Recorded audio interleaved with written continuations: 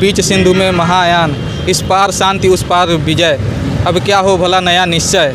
Question नहीं आ रहा है बोर्ड मेंबर द्वारा, तो प्लीज़ उसे कैसे मतलब हैंडल करते हैं या फिर उसमें तो मैं तो यही बोल देता हूँ कि सॉरी सर याद नहीं आ रहा है। सब्जेक्ट हिस्ट्री के लिए जो फॉलो कर सकते हैं आप एनसीईआरटी फॉलो कर सकते हैं जी, और जियोग्राफी के लिए भी 11 और 12 का एनसीईआरटी फॉलो कर सकते हैं। आप क्वेश्चंस बार बार भूल जाते हैं, उनका आप शॉर्ट नोट बना सकते हैं। जैसे कि पर्सनली मैं बनाता हूँ, मैंने बनाया हुआ है। अफगानिस्तान में अभी मुद्दा चल रहा है और जो भारत ने टर्की का हेल्प किया है, इन सब। तो दोस्तों नमस्कार, मेरा नाम है मंजीत। जैसा कि आप लोग जानते हैं कि यूपी पीसीएस का इंटरव्यू चल रहा है। इस बार अभी सर इंटरव्यू दे कर रहे हैं। चलिए जानते हैं सर से किस किस सेगमेंट से प्रश्न पूछे गए, कैसा सर की जर्नी कैसे रही, कहाँ से तैयारी की, तो वो सारी चीज़ें इस इंटरव्यू में कवर करेंगे। तो सबसे पहले सर हमारे तरफ ढेर सारी शुभकामनाएं। धन्यवाद। सर पहला क्वेश्चन आपसे यही रहेगा कि आपका नाम क्या है और आपका होम डिस्ट्रिक्ट क्या है? जी सर, मेरा होम डिस्ट्रिक्ट बस्ती डिस्ट्रिक्ट है। जी, मेरा नाम रामकिन श्रीवास्तव है। जी सर आपका जैसे कि ऑप्शनल क्या रहा? मेरा अपना फिलॉसफी है। सर आपका इंटरव्यू किस बोर्ड में था? मेरा सर हरीश प्रताप सिंह के बोर्ड में था, हरीश प्रताप सिंह सर के बोर्ड में था। सर आपका मीडियम क्या रहा? और मेरा मीडियम हिंदी है। जी सर पहला क्वेश्चन आपसे ये रहेगा कि सर पहला क्वेश्चन आपसे इंटरव्यू में कहाँ से पूछा गया, क्या रहा? तो मतलब शुरुआत जो है मतलब कि आप क्यों बनना चाहते हैं, इस पूछा कि आप एसडीएम बनना मतलब डिप्टी कलेक्टर क्यों बनना चाहते हैं, बन करके क्या करेंगे। उसके बाद ऑप्शनल से ज़्यादा क्वेश्चन पूछे गए। जी तो और ऑप्शनल से रिलेटेड क्वेश्चन क्या रहे सर जो आपसे पूछा गया? ऑप्शनल में एकात्म मानववाद, पंडित दीनदयाल उपाध्याय का एकात्म मानववाद उन्होंने पूछा। उसके बाद बौद्ध दर्शन से, जैन दर्शन से क्वेश्चंस पूछे गए। जी और कोई क्वेश्चन जैसे करंट अफेयर से रिलेटेड क्वेश्चन जो आपसे?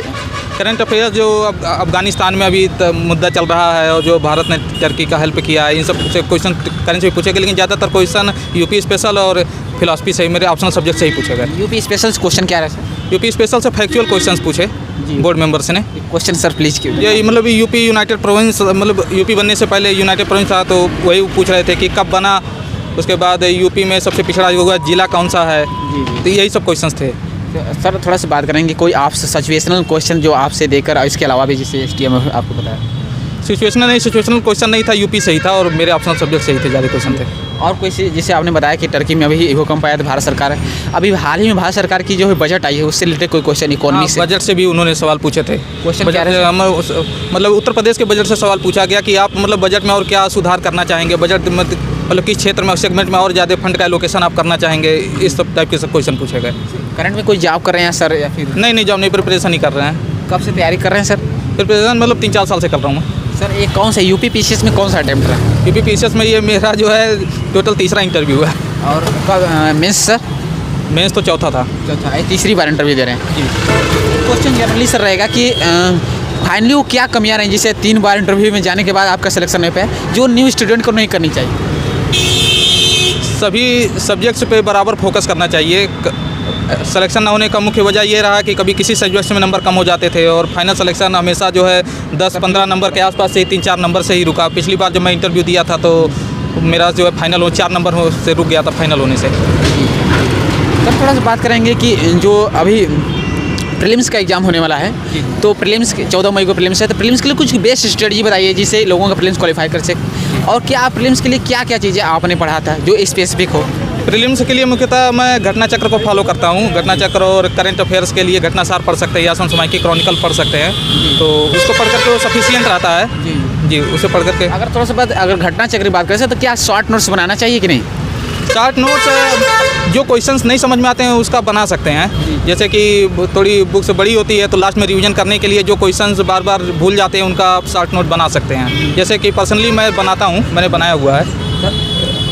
प्रीवियस ईयर कितना इंपॉर्टेंट है? तो कई बार क्या होता है कि क्वेश्चन डायरेक्ट रिपीट हो जाते हैं, तो कितना इंपॉर्टेंट है? तो प्रीवियस ईयर के कुछ क्वेश्चंस अब ज़्यादा रिपीट नहीं होते हैं मैक्सिमम, लेकिन प्रीवियस ईयर क्वेश्चन देखने से एक आइडिया लग जाता है कि क्वेश्चंस किस सेगमेंट से आते हैं, तो थोड़ा आइडिया लग जाता है, तो आसानी होती है तैयारी करने में। कोई इस तैयारी में कोई कोचिंग लिया था या सेल्फ स्टडी? नहीं, सेल्फ स्टडी ही की है मैंने। Current affairs very important role civil service exam में, तो करंट अफेयर्स के लिए क्या क्या कोई मैगजीन क्या चीज़ें आपने पढ़ा था? करंट अफेयर्स के लिए घटना चक्र के करंट के मैगजीन हो गया और समसामयिक की क्रॉनिकल और प्लस न्यूज़पेपर फॉलो कर सकते हैं।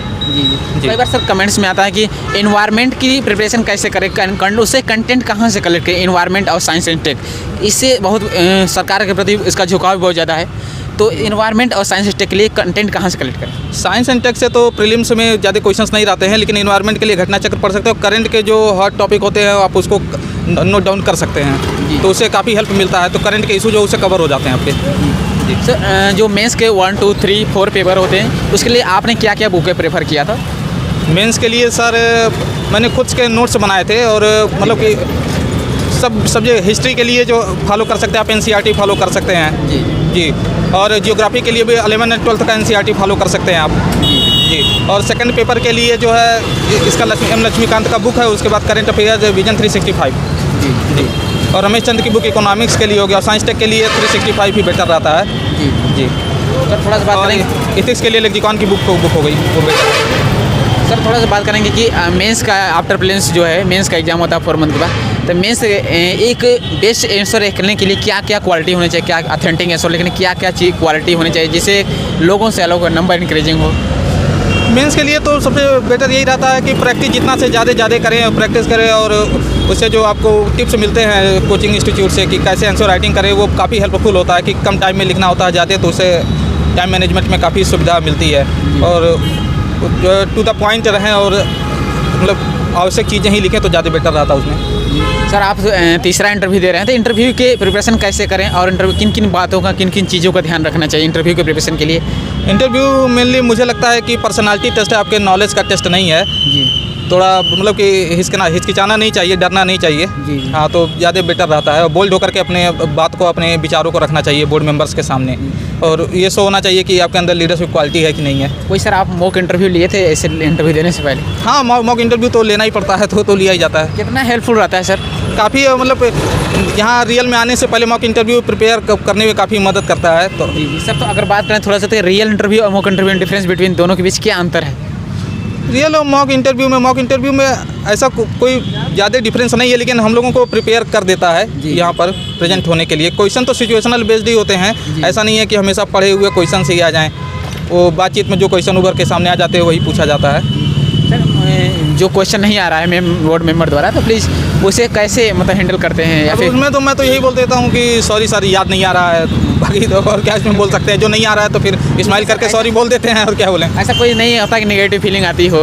अब मैं बता नहीं सकता इस बारे में, अब वो तो ज़्यादा बेटर तो आयोग के मेंबर ही बता पाएंगे। सर एक लास्ट क्वेश्चन है कि इतने समय से तैयारी कर रहे हैं तो जो न्यू स्टूडेंट हैं और उन्हें क्या मोटिवेशन के तौर पर क्या सजेशन देना चाहते हैं? सजेशन के तौर पर मतलब मैं इसमें क्या बोलूँ, मैं खुद ही प्रिपरेशन कर रहा हूँ, लेकिन यही है कि फिर भी सर जैसे कभी डिमोटिवेट होते हैं और कि नहीं होगा तो क्या करेंगे, नहीं होगा तो प्लान भी क्या है, तो ऐसा कभी हुआ लाइफ में कि नहीं होगा तो क्या करेंगे? नहीं, तो प्लान भी यही है कि मतलब डिग्री लेते रहें और भी मतलब और भी एग्जाम्स होते हैं उसको फेस करते रहें। जी जी हाँ, और अगर प्रिपरेशन है तो हो जाएगा कहीं ना कहीं, मेरा ऐसा मानना है। प्रिपरेशन कोई मोटिवेशन लाइनें इंस्पिरेशन लाइनें जो आपको आती है पोएम हो? इसमें जो है रश्मि रति की लाइनें हैं जी जी जी। है बीच सिंधु में महायान, इस पार शांति उस पार विजय, अब क्या हो भला नया निश्चय, जीत मिले बिना बिछड़ा, ऐसे ही कुछ है। Thank you sir, all the best. I hope कि इस बार आपका फाइनल एसडीएम के पोस्ट पर सिलेक्शन होगा। Thank you sir, thank you, देखते हैं। Okay sir, thank you. तो फ्रेंड्स फाइनली वो सारी चीज़ें इस इंटरव्यू में कवर किया गया। कोई भी क्वेरी तो कमेंट सेक्शन में जरूर बताइएगा। चलिए मिलते हैं किसी नए वीडियो के साथ, तब तक के लिए जय हिंद जय भारत।